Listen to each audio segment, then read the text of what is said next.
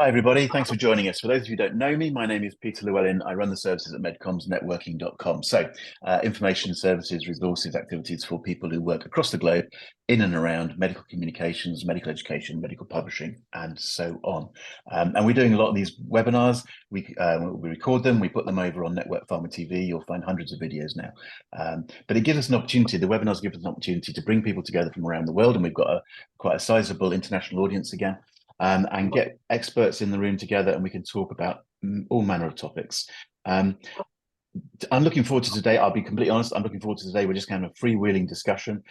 We've got three specialists from different sides of the business talking about this, or questioning, I guess, whether we are entering a new era of medical writing. I think a lot of us think there has been some change over the last year or two. I know it's an evolution over time, but something seems a little bit different at the moment. And we thought it'd be fun just to talk and throw some ideas around and maybe argue a bit with each other about what is different and the direction we're going in over the coming year or two. So we've got this big audience, which is great. I would like to say to the audience, please, you've got your chat boxes, please.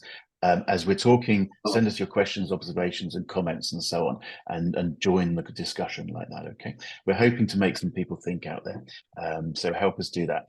So to begin with, we're going to start very simply. I'm going to ask each to introduce themselves, and then we're just going to go for a free-wheeling discussion for about 45 minutes or so. Annette, we've decided we're going in alphabetical order as usual. So Annette, can you tell us who you are, what you do?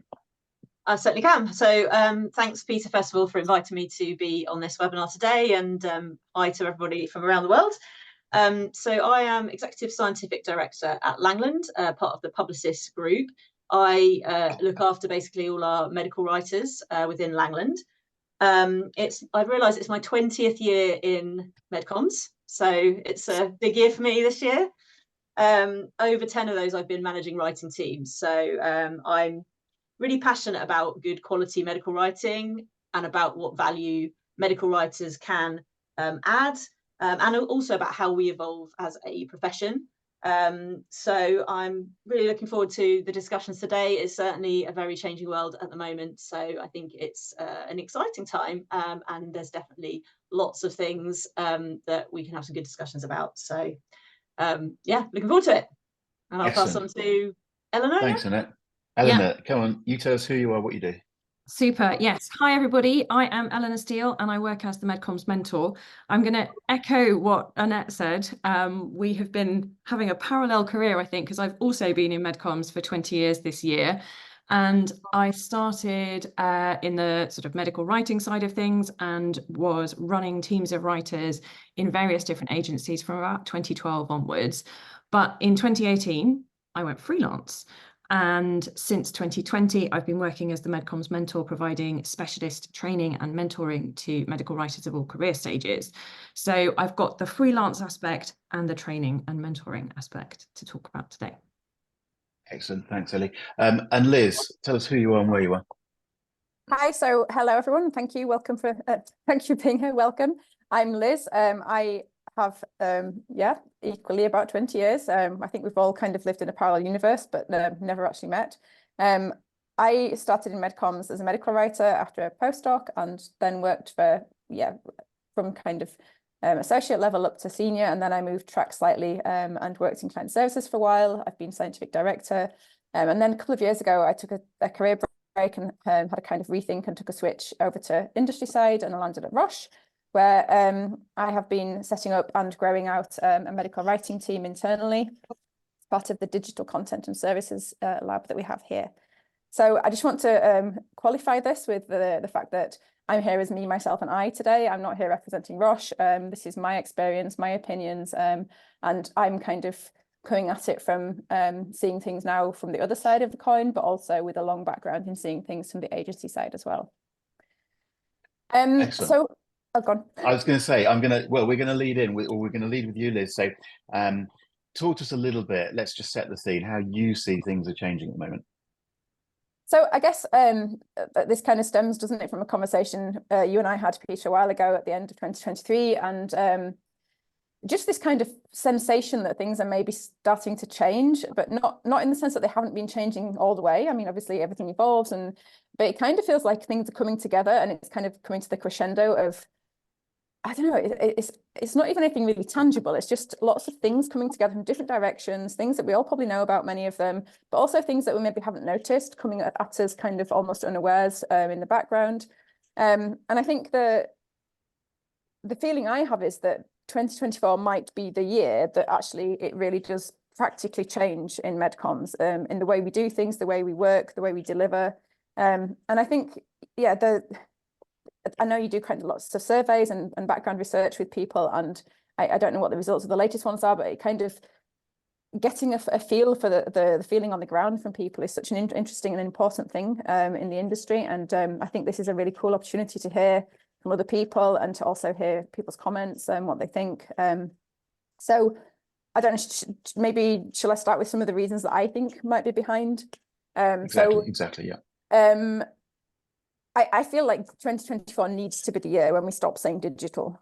I mean, when was the last time that you said www dot before you said a website? Like at some point, you just have to accept that this is just it. There's no digital versus traditional, or that, you know, we need to stop saying it and just get on with it.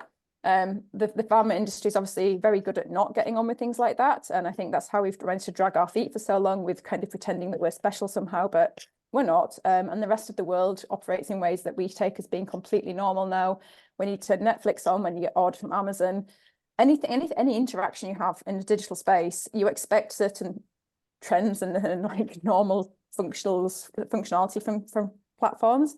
And I think pharma has to go the same way, undoubtedly, especially if we want to kind of engage the right audience and the right stakeholders. Obviously, AI has, it's the elephant in the room almost, but I think it's becoming a smaller elephant, and one that we have to start taking bites at. And I think 2024 will probably be the year when we stop being so terrified of it and start to go, okay, this is just there. This is a thing. We have to use it. We use it here. We use it there. We don't really worry too much about it. We just get on with it. It's also kind of the year where modular content is starting to really get a hold in many ways. The idea's been around a while. It's been talked about. It's a great idea, but actually using it in practice has always been a bit of even in pharma, like when they've got more budget behind things, it's kind of like, well, but how do we actually do that? And now it's kind of starting to be a thing. And yeah, like in order to do modular and in order to follow these ways of working in terms of like an omnichannel approach and interacting with stakeholders and customers in the same way that you would for Amazon or from Netflix, for example, you need to have your content and your resources in a very centralized way. It needs to be in a single source of truth. It needs to be in your asset management comes forward much more importantly. And by default, then that means that things have to be in-house to some extent, which means then that when you're working with partners, you have to make a conscious choice how much access they have and how many partners you give that level of access to. So all these things, and then of course, we've all changed as well, because COVID has left its scar in many ways, but one of those is that we will never go back to working probably the way that we used to, and nor should we. But that also changes the marketplace for writers and for scientific staff and for medical directors and for everybody really. And I think that's another thing that plays into the pot. And then the final thing I would say is, and I don't know how conscious we are of this, if we actually sit down and think of it, pharma's changing a lot as well. Like we used to have like big blockbusters with a big launch, pre-launch and launch, and then all these very defined phases, and it was kind of always boom or bust in terms of how much writing was available and what was around and how much support was needed internally or externally. But now things are much more on a smaller scale, and it's more kind of continuous development, continuous smaller molecules, smaller launches continuously. So there's a more consistent demand, which kind of plays into the argument of are things outsourced or insourced? And yeah, that's my perspective, and I'm really, really keen to hear other people's as well. Okay. As I say, I mean, there's a lot of ground you covered there actually, and I'm going to try and keep the focus very much around my medical writing and content creation and management and so on. But I mean, some of what you're touching on there is really, there's quite broad questions in there in terms of how we're all working generally, let alone within pharma, within MedComms and all the rest of it. So and the point that I think is really important is we're not we're all, I think, going to be recognizing and acknowledging and saying there's been evolution. MedComms has evolved over the last 20 years. You've been in for 20 years. I've been in for longer. You know, it's always evolved. But there's but there's a lot of change at the moment. And I think you said certainly before, Liz, is like, you know, a number of things just coming together at the same time seems to be happening at the moment. And AI is sort of dominating a lot of the conversation. But it's not just AI. Maybe that's an accelerator or something. I think there's much more going on than that. So yeah, I want to pick up on a couple of things you said, but before I do, or let's see what other ones, what else gets picked up. There's a couple of important things that I wanted to pick up. I don't want to lose them. But Annette, as someone, you know, with the experience and the position that you've got on the agency side, supporting a company like where Liz is now, is any of that resonating with you? I think a lot of what Liz said resonates, yeah. So I mean, I think I would agree with kind of all of those. I'm not so sure. I'm not seeing so much of the in-house things going in-house personally from our experience, but maybe I'm a little bit I don't know, oblivious of the future or something. But we haven't seen anyone sort of taking work in-house yet. That's for sure. But I do agree. I mean, I'm quite I don't know. I think there's some controversies around omnichannel, to be honest. I'm quite skeptical about whether that's really even possible in pharma in the true sense versus, you know, multi-channel or something like that. So I suppose that's a, you know, potentially interesting conversation. But yeah, I mean, broadly speaking, I think all of those kind of things are changing. And I do agree that there does feel, and it's very intangible, as Liz said at the beginning, but it feels like things are starting to, like there is going to be some kind of step change. You know, things have always evolved over those 20 years, and, you know, gone are the days where you used to kind of mark up a reference pack, you know, by hand and courier off your references and things like that. You know, digital things kind of came in, but it felt like that happened quite gradually, and, you know, gradually things evolved. And now, like you say, things like there's a lot of things coming together, and that, you know, they're now starting to kind of be put into action. So I would, yeah, broadly agree. Yeah. What do you see anything different from where you're sitting there? Anything different? To add into the mix. Do I see anything different? That's a really good question. No, I'm not sure I do, to be honest. I think, you know, all those, I think Liz has kind of given a really broad kind of picture of all the things that are changing. I suppose, you know, from a kind of client perspective, as best we're seeing, and as a big kind of network agency, we've had a few clients are looking for an agency that's going to cover everything. So, I mean, maybe that speaks to this whole piece about data and digital and those kinds of things, in sense that rather than wanting to kind of have several agencies, and this thing goes in peaks and troughs, you know, as, you know, people go around in full circle, but it seems to be a time where pharma companies are looking for a single agency or a few agencies to deliver all of their sort of medcoms. That's definitely something that we're seeing. I mean, again, a lot of this is cyclical, and we should all recognize that. We've all been through the cycles. The question is whether what's feeling like a change at the moment is just the normal, usual cycle, or whether there's something more different about it. The sort of in-house type move, that, you know, bringing resource in-house, pushing it back out, it's certainly been a cycle over the years that I've seen happening. But I think the point that Liz makes is really quite interesting about, you know, the importance of getting all the data inside as you're dealing with AI and things like that. I can understand that. I don't frankly know whether that's happening in the way that you've described it, but I completely understand it, because traditionally, you know, let's face it, a lot of medcoms agencies, let's stick with medcoms agencies, you know, they've become the sort of the where the knowledge is. Yeah. That's always struck me as being a little bit of a tricky situation for the pharma company. But if you're going in the direction we all think we're going, in terms of these big databases in-house, this management of content, this sort of, whether it's called omni-channel in a couple of years' time or not, I'm not entirely convinced the label will stick. But you know, but this sort of way of managing lots of content and using it in different way, you can't be completely reliant on this agency out there, can you? And I'm just repeating what Liz has said, but I think there's a really important point in there, and there's a real problem from an agency point of view in terms of, are we just generating this content, and are we becoming this sort of font of knowledge, or are we working with the client in a different sort of way because they've got all the content?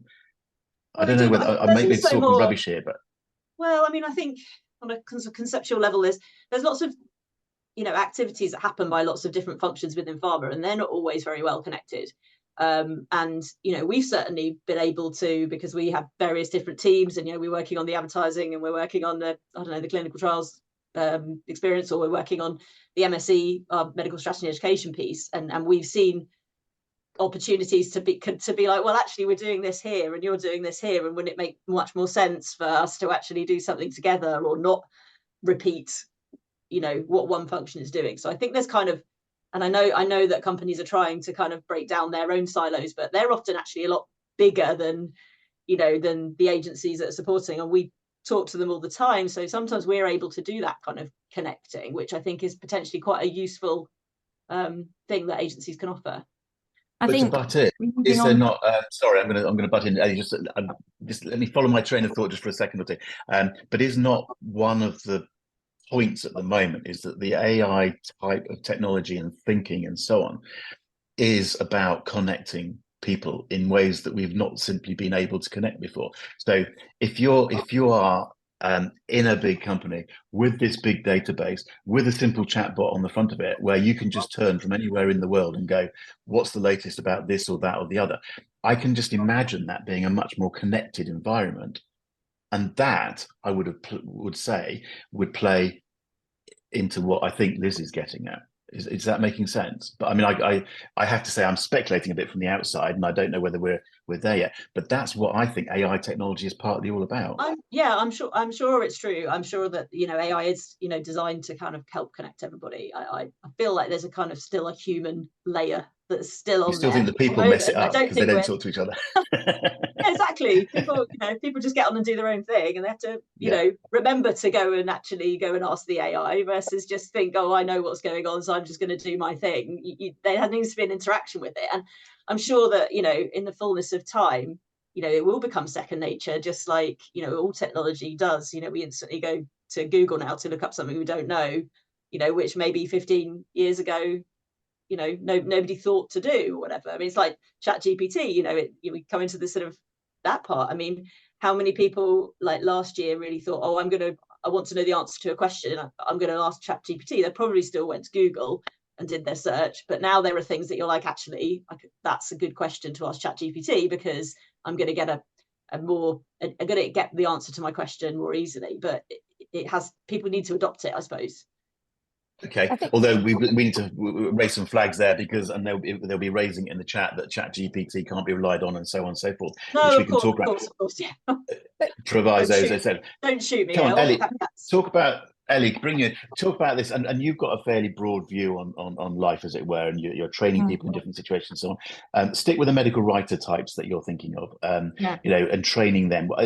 Can you see it? Does any of this resonate with you? And what impact does it have in terms of medical writers and their sort of, their day-to-day work and how they are developing or need to be developed? So I think it does resonate with me, definitely. I think there have been changes that I have seen over the 20 years I've been in MedComms around the type of work that we do. I think that has blossomed into a broader range of different things, and the way that we actually have to approach content has become much more focused on being more bite-sized and digestible and repurposed into different ways that people can approach it, because it's not just you go and read the paper or you go to the presentation. There are so many more ways that HCPs are accessing information, and that means that writers need to have a more diverse range of writing skills and be able to adapt what they're doing much more than I think when I started writing. I also think that the AI tools that we have available can do a lot of those writing tasks if given appropriate prompts and have all of the right sort of security settings or what have you to make sure that there's no data leaks or anything inappropriate like that. But that you still need to actually know what good looks like as the human. You need to know what you're expecting and why you're expecting it when you put in the prompt, because otherwise you may well be putting in information and asking an AI model to do something, and you won't know whether it's actually done what you needed if you don't have that experience of having done it yourself. So I have a friend who is a patent attorney, and she's facing a very similar situation where trainees are kind of, in some ways, being expected to be replaced by this sort of AI usage, because AI can kind of find the right case law or whatever, like it can find the right data and turn out something that looks like it should, but the content inside may not be what's actually needed for that specific case or for that specific piece of content for that specific audience. And if you don't know, because you're just kind of focusing on the AI side of things, then you're not going to be doing what's needed for the client, or for the internal team if you are within pharma. Again, we're covering a lot of ground there, aren't we? I'm going to bring Liz back in on that one. Just we're going down the AI. This is going to be dominated by AI, and I get that sort of thing. It's yeah. I guess so. That's one of the things that really terrifies me, Ellie. That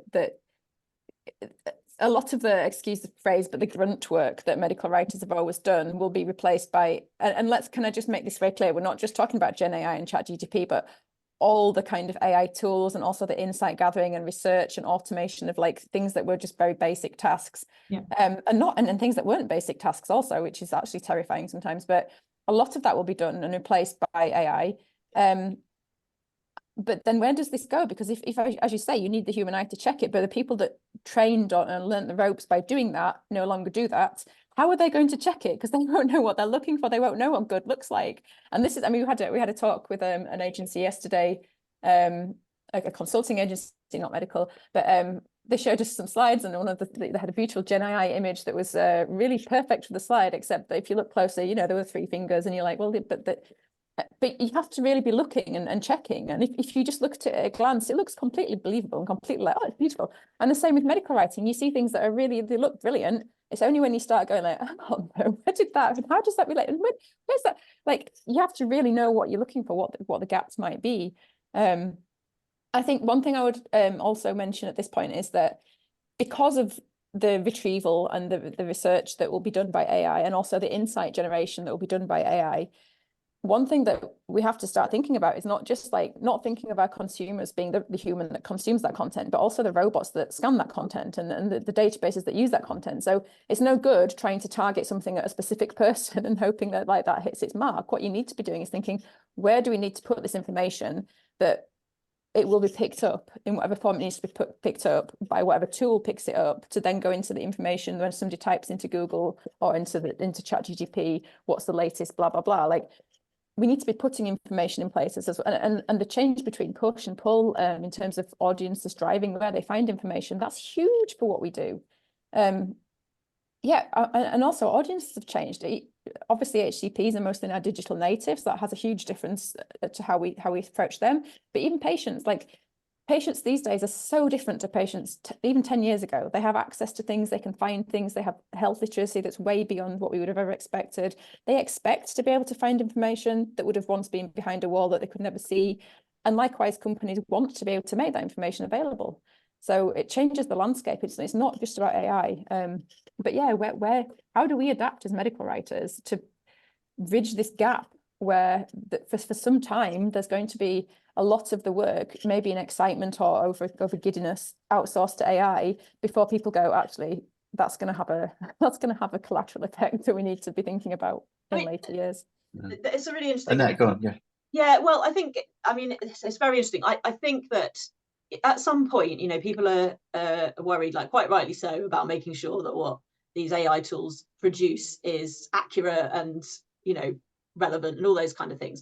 But I kind of feel like at some point, and it probably isn't too far away, pretty much it'll be on point. Like, it's going to do a really good job.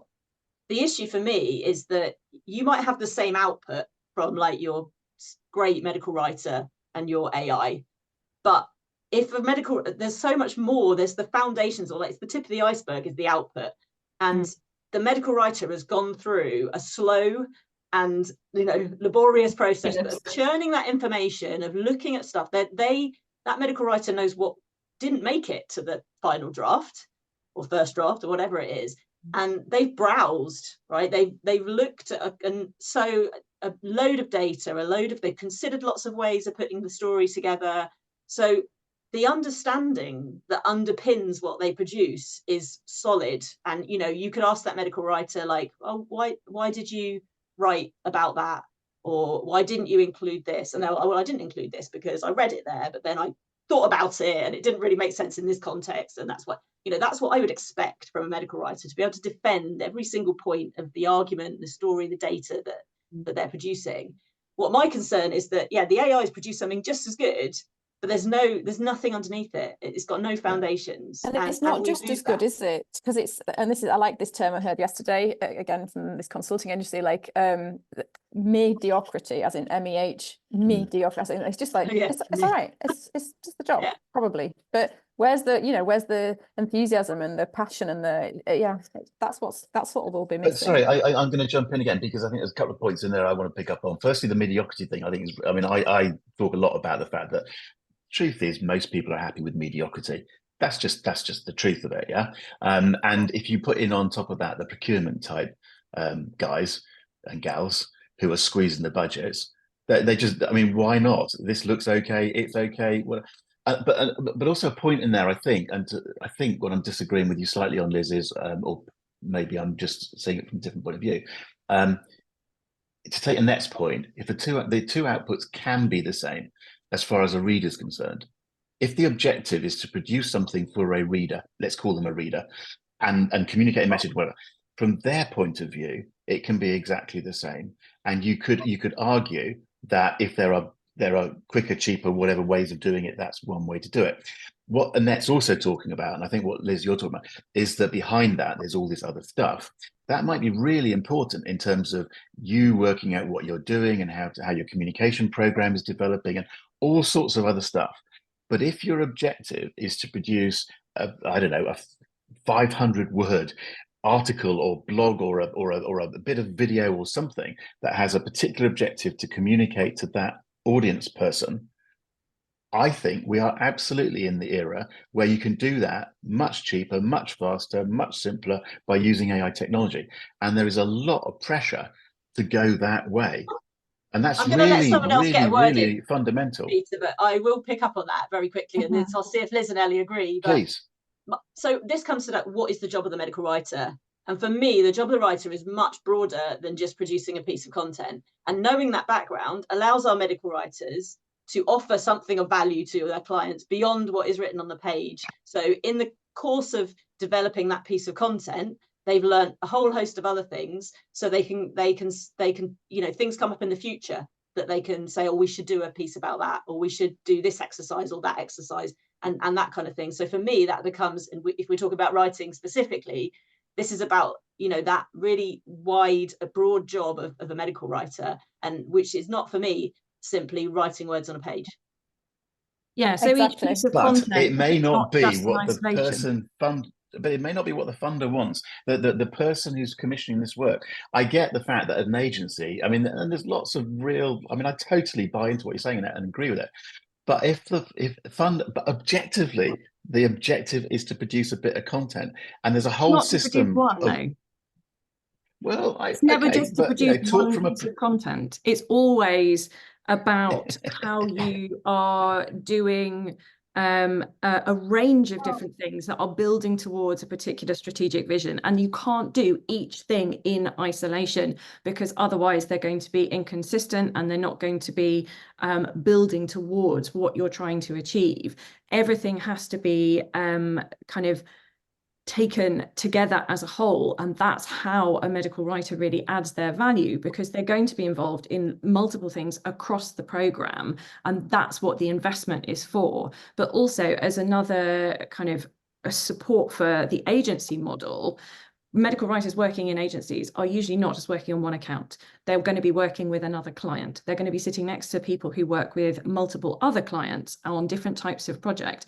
And all of those sort of connections and discussions that they're going to be having in the background in the agency will mean that the work they do on one particular client's account is going to be stronger and have more sort of useful ideas and suggestions that are also going to add value to that client and support them achieving their objective. Can I put in here? And that's the agency model that we're defending here, okay? And we've probably all got a certain amount of interest in that, okay? I still fundamentally question whether you can look at it from a different point of view. Let's take a very simple example. The sort of PSL plain language, PLS type of scenario, okay, where, I don't know, maybe Liz, you've got a view on this or a stance on this, but companies out there have put in place mandates. There has to be a PLS with every article that's published, right? And you go, and we've all had discussions with medical writers about how important the expert medical writer is in developing the PLS, okay? But you can produce a PLS very simply by sticking it into a machine and coming out this side, right? Now, I'm simply arguing that some people around the table are sitting there going, we just want a PLS. We want to tick that box and get it out. They're not all sitting there thinking, well, it's really important to have lots of critical thinking going on here, because of A, that makes it better in some way, and B, because it might help when we do something for somebody else. I'm trying to be a bit provocative, but I also believe it's important to be a little bit provocative and not just see it from the agency point of view. So I don't know. You can tell me and shut me down also, but Liz, is anything that I'm saying making any sense? I think it does, Peter. I think that's the point. This conversation shouldn't be about like the land grab for what's left. It shouldn't be about like fighting each other. The point is the industry is probably changing, and we want people to be able to take their careers with it, because we don't want a load of redundant medical writers. What we want is to help people to see what the next opportunity is. And I think it's in my mind, the biggest opportunity is a combination of what Annette and Eleanor say. Like you need to be the human that brings it together, because one thing, you can't prompt AI or any technology. Let's just take it away from AI. You cannot do anything if you don't know what it is you need to do, and you can't do that unless you understand the context and the background and the commercial strategy. Content strategy, go that way. Stop thinking about the writing and invest your energies in learning about content strategy. Start thinking about how like brand identity and voice and customer segments and all these things that kind of help you to have value then in terms of a new kind of area where maybe the grunt work is diminishing. But I don't think we need to kind of argue about whether it's whether agencies will survive or not. I think what the question is how do we adapt ourselves? How do we adapt our skills that we have and move them towards a new generation? And I think it's probably only, to be honest, the generation that are sitting on the audience that are already medical writers, or even maybe just starting out in medical writing, because the ones after that, they'll be the ones that are driving a whole new thing. Like we can't even imagine what that looks like. And they'll be the ones that are kind of innovating something. We're like, when did you last hear somebody ask for a reprint carrier, for example? Like things that have just expired and new things have come up that we would never have dreamt of. And that will also happen. The one point I would like to just make while I have the mic is, I think the thing that's really important, whether we say omnichannel or whatever we say, nobody understands that word, everybody has a different definition. It's essentially what we're talking about is insights-driven content that is kind of immortal and that lives on, because digital doesn't go away. Even if you get rid of it, like in the old days, if you made a mistake, you just burnt all the stack of reprint carriers and that never happened. You can't do that these days. So having a digital asset management tool where you can pull anything that suddenly becomes untenable or unapproved is really important. And also remembering what you're putting out there will become your legacy and will become what you're known for and will go across multiple platforms. It's a huge risk exposure then. The exposure is so much greater. So also for AI, it's greater, but also to some extent, I mean, how many times do we get on a plane and see a pilot driving it these days? Not very often. And there are people that say if you feel it bump, then that was because the pilot actually did land it this time. So we trust our lives, literally. So do you need to be a right? Okay, so let's accept everyone's nodding away at this importance of the writer being a sort of involved, but as a content strategist, as a QC, as a whatever. But do they have to be a writer to do that role? And this is the question, isn't it? Do we have to go through the pain of learning to be a medical writer to be able to do the other stuff? I would argue at the moment probably yes, because I think it's still, yeah, I don't think we can hand it all over yet. But I could imagine an environment where you don't need the language skills anymore. And this is to sort of my interest in this whole debate, this whole topic, because AI can also translate things fantastically. It can also write things in any language. You can write something in English, then go, right, great, now do it in German, and it will. So do we need native speakers of languages? Maybe not. Do we need the biggest artists and creative language users? Maybe not. But what we do— I would argue that we do still need to have the language skills, because if you don't have accurate language skills, then you are not going to be able to prompt effectively. And which language you're using may not necessarily be as important, but being able to articulate exactly what you're looking for is very important for getting what you need out. But then also you can also ask Gen AI to make you a prompt. So you can like roughly say, I want to write a prompt that will tell me to do this. Can you write that prompt nicely? And it will do it for you. And then it's like, you know, it's like Googling Google, it just carries on. And also you can use AI tools to proofread material and say, is this suited to a lay audience? Is this suited to a reading age of whatever? So actually, Annette's looking very frustrated. Get involved, Annette. I agree with Liz, and it really pains me to say it, because I think writing is a great skill to have, and it frustrates me when I read things in everyday life and in the course of my job that are not written very well. And you know, I love to celebrate the craft of writing, but I have to agree with Liz. I think, you know, actually the need to be able to craft really good kind of content from an editorial point of view is that's becoming less important, because you can just put it in a chat GPT and it will make it read well. There's no doubt about it. ChatGPT can use apostrophes correctly. Yeah, exactly. So I mean, I hate to say it, because I love the skill of writing and I love to see it done well. But yeah, I think that part of a medical writer's job is becoming less important, probably. So if we're talking about the future, and you know, maybe we're not talking about 2024, but you know, who knows, then I think those other skills, as we talked about before, because I think medical writing is a much broader skill set, they're going to be dialed up. The need for that critical thinking, the need to understand data and different sources of data, I think, as the world gets more connected and the things we write about are not just clinical data, but also taking data from other, you know, areas. Those kind of skills are probably going to become more important, and the actual editorial skills, which I love so much, are probably going to be taking more of a backseat. I think, though, that language skills still underpin a lot of those kind of analytical and critical thinking aspects that we're talking about. So that I don't think the language skills are going to become unnecessary, because if you don't have the sort of linguistic nuance to be able to take something apart, then you're not going to be able to do the critical analysis. I suppose there's a kind of point of like, has it used the right word? Is it the right nuance and that kind of thing? And I think that probably is important. Just out of interest, Annette, I'm just going to pin you down a little bit in the situation you're in at Langland.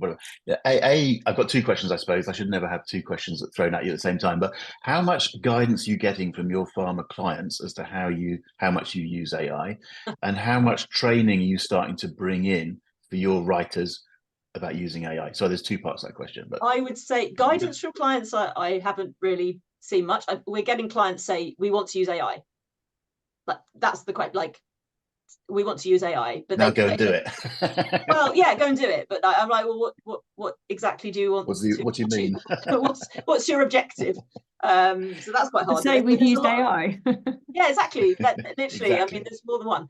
So lots of people just saying we want to use AI because they want to be, you know, doing something cool and interesting, which, you know, is causing, I don't know, a few things to think about. Let's put it like that. I mean, in terms of what we're doing, we are encouraging people to play with it judiciously, obviously. All the caveats, you know, not putting any data out there that's confidential for the world to see. But I think it's the kind of thing where, I mean, you said this, I think, before, Peter, like, you just have to play with it.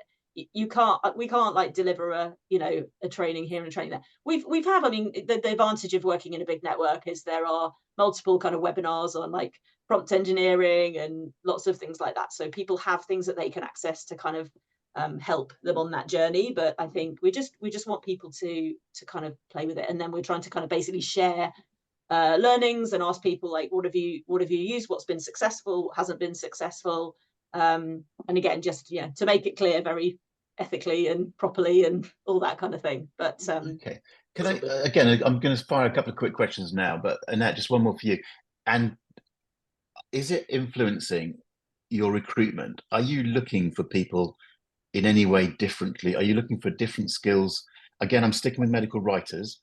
Are you looking for different sorts of people who maybe show an aptitude for some? I don't know quite what I expect you to say, but I just wonder whether it's having any influence yet on the recruitment of people into the business. Not demonstrably from our side, I don't think. I mean, I've always wanted to hire people who, have had that passion to try things out, and who are kind of proactive and want to always learn and those kinds of things.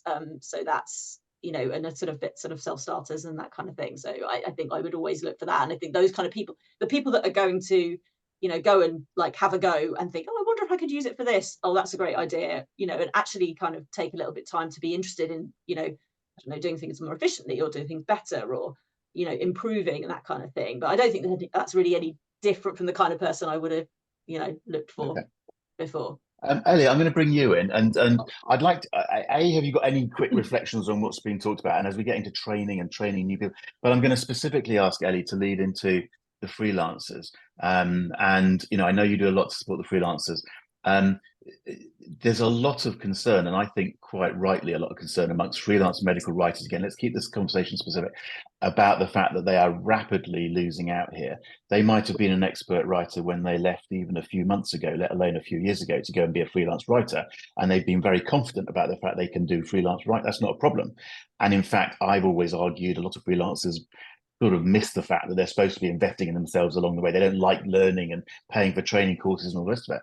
But what's happened in the last year, and it's coming through from the survey work we do and so on, is how concerned freelance writers, let's stick with them, are about whether they're able to in any way keep up, how to train, how to whatever. And one of the problems is they're working with several different clients who are using AI in different ways. So again, we're going to wrap up in a couple of minutes. I'll have to. So can we just finish on this note a little bit? Let's think about the freelancers just for a moment. Ellie, any reflections on the new people coming in? But importantly, can you just say a few words about where you think it's going in freelance land from a training point of view? So I think I have always recommended that anybody working as a freelancer has a proportion of their time that they will use for training. It doesn't have to be the same amount of time every week or anything like that, but factoring it into your planning when you are considering how much work you're going to take on and the kind of work that you're doing, especially now, is just fundamental to running a good freelance business, because that's what you're doing as a freelancer. You're not just being a writer, you're running a business. Any business needs to invest in training for its staff, even if there's only one person who is involved. And I think part of that training is around doing the experimentation that Annette was talking about, because there isn't just one way of doing it. I think I've seen various people recommending different courses and things that you can do in the chat. And there may well be things that you can find to guide you through, especially if you're very new to it and don't know where to start. But having a go and finding different tools that you can play with in that sort of training time that you've given yourself, I think is the most important thing you can do. But also talking to other people. So checking in with other freelancers or people that you're working with in agencies around what they have done, what they've experienced, how they have used it within their work, so that you're getting input from as many sources as possible without overwhelming yourself completely. I think that's really the best approach for freelancers at the moment. It's really, really important. But the point is, as a freelancer, you're sitting there on your own, and you have. I mean, Annette's got an organisation. We've got writers in Annette's group are talking to each other. As a freelancer, sitting on your own, going, I'm seeing these webinars, I'm seeing this chat, I'm seeing people talk about AI. What do I do? Where do I go? I mean, I'm not suggesting we answer that problem now, or we and I guess none of us can actually just go, the course to take is this. But there's a real problem there. And I think freelancers need to wake up to that. I suppose I would certainly say just freelancers need to wake up. I don't know what the answer is, but they are going to, the gap is widening very, very fast for freelancers. I think they need to think about that. What do you have a reflection on the skills or skill training for people either in the business or coming into the business that Annette was talking about? Just to come back to that sort of point. So for new people coming into MedComms in general, the kind of skills that they need, I think I agree with Annette that it's more about having the right attitude rather than having specific skills. So knowing that you've got a lot to learn and you're going to need to experiment and take on board feedback. I think those are still the fundamental aspects to being a good medical writer, along with the writing skills. But knowing that things are changing and you're going to have to go along with that and be flexible to new approaches and different methodologies along the way. Okay, we should wrap up. Liz, have you got some final words from your perspective and having heard the conversation? I mean, you know, any hints and help for any agency people that are looking at this and wondering what the future's about? Well, I was just thinking about the freelance thing as well, but also it applies to agency writers and any agency person. I think take every opportunity you can to talk to your clients and ask them quite directly and bluntly what's going on, like, because I think the only way to get a window on what's going on inside pharma is to kind of stick your nose in a bit, and they're not going to answer you in front of a whole, you know, in a pitch or in front of a situation where procurement's sitting there and they're not sure what they can and can't say. But go for a coffee with them on site, give them a chat and see if it, you know, just engage in conversation with as many different people as you can and find out what's happening on the ground. And also just, network and talk to people in other positions in other agencies, and, you know, form your network like this, for example. And obviously it's hard from a freelance position to get such exposure, but some of it's also got to come from you individually. Like, it's on you to ask the questions and to be interested. And generally speaking, people like to talk about what they're doing, so they can be quite open and free about things. You just have to pick the right time. But I would definitely say keep your eyes open and don't. I know it's very tempting, especially as writers. We're very proud of our background and what we do, of our linguistic skills, but let's not be pig-headed about this. Like, we're not infallible ourselves. We're also very easily replaceable, and that's good because it means that, you know, we don't always have to do this for a living. But like, we have to be open to the fact that things will change and learn to adapt to that change and not be kind of standing our ground going, oh, I'm never going to be replaced by anything. Because the reality is we will. And if we open our eyes to it sooner rather than later, you've got more chance of finding an alternative route in your career if that's what's needed. We should wrap up. I keep saying that, don't I? There's a massive stuff in the chat. I know we're ignoring probably most of it, but it's fascinating. And thank you very much to the audience, because we will sit down and look at it later.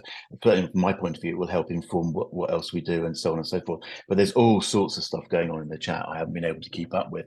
I think one of the things, I guess the message I do buy into at the moment is, in our sort of medical writing, no, I mean, none of us are talking about replacing medical writers anytime soon. But the role can change, and the AI, and the AI in medical writing tends to be about whether AI can do the medical writing. And we've talked about it a bit, but let's emphasize the fact that AI tools can support the process of, you know, whether it's searching, researching, ideation, or checking, translation, whatever. It's not, the simple conversation isn't about, as a writer, am I going to be replaced? But I will say what I've said very publicly a number of times now is I was involved not so long ago with medical writers who were much more at the sort of the blogging end and the sort of journalistic end and the sort of wellness. You know, they are being hit very, very hard by technology that can do their job for them, and it's very, very simple. So medical writing is a very, very broad spectrum of activity, and there's lots of different activities and things involved in medical writing. It's not as simple as somebody putting some words on a page. But I think we all ought to just spend time from time to time thinking about the fact that that spectrum is there, and things are changing, and our particular role might be fine at the moment, or our particular role might adapt a little bit this way or whatever. but certainly I think you've got to be thinking about it. Hopefully we've given some people some food for thought there. I'm going to have to, these comments are coming too fast for me to keep up. Okay, so look, we're over time. We should stop. I'm keen to stop now because I'm keen to have a few minutes at the end when we can relax and be unrecorded. So I'm going to say huge thanks to you three for coming online and having a natter, as it were. I think it's fascinating. I know we could talk much more. I know we could argue a lot more. I know there is probably stuff we haven't addressed and all the rest of it. But I believe, I hope that people have found it useful to sit and listen to you talk. So thank you so much for coming online. I know I can talk for you and say that anyone can contact you via LinkedIn is the easy way. But, let's keep these discussions going, and hashtag MedComms, guys, use that as a way of sort of talking about these issues. Anyone interested in what I'm doing, medcommsnetworking.com. And obviously there's lots more webinars coming up about these sorts of topics. So anybody listening to us at the moment, you don't have to rush away. We've got a few minutes left.